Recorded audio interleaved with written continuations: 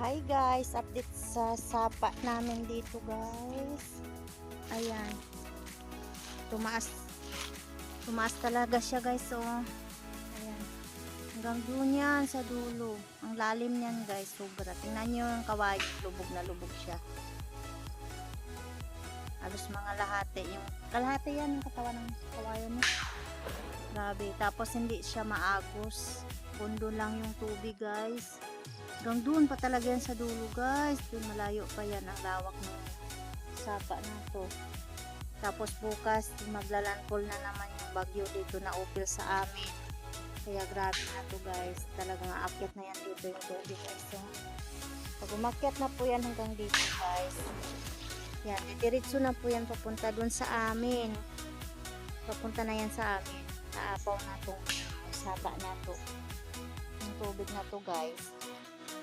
Kasi may bagyo na naman na darating bukas sa amin, maglalandfall bukas daw ng hapon or gabi yung bagyong upil.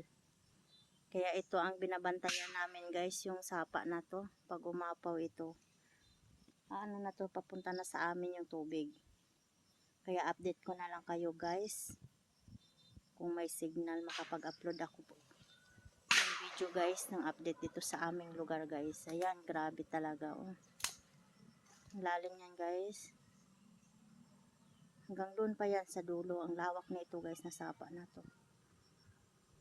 Yan, nangalahati yung katawan ng kawayan. Kunti na lang yan guys, sa apaw, paakit na yung tubig doon, papunta na dyan, paakit papunta sa amin guys. Yan, apaw na siya. Tapos may bagyo bukas, maglalandfall sa amin. Sana matunaw naman yung bagyo na yun para hindi na siya manalansa pa dito sa amin lugar guys. So bukas guys, i-update ko kayo, or mamaya guys, update ko kayo. Ayan guys, pauwi na kami sa bahay. Sinilip lang namin yung sapa kasi nga sabi nila mataas daw yung tubig sa sapa kaysa nung bagyong Christine. Kaya ayan, tinignan namin. Oo nga, mataas talaga siya ngayong bagyo na Marcy na yan, Anika, kaysa dun sa kay Christine. Kaya ayan, pauwi na kami sa bahay guys.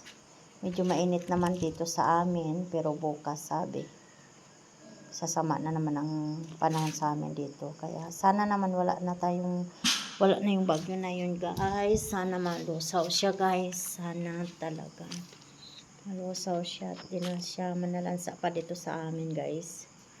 Ayan, mainit naman dito sa amin sa ngayon. Ayan guys, pauwi na kami sa bahay.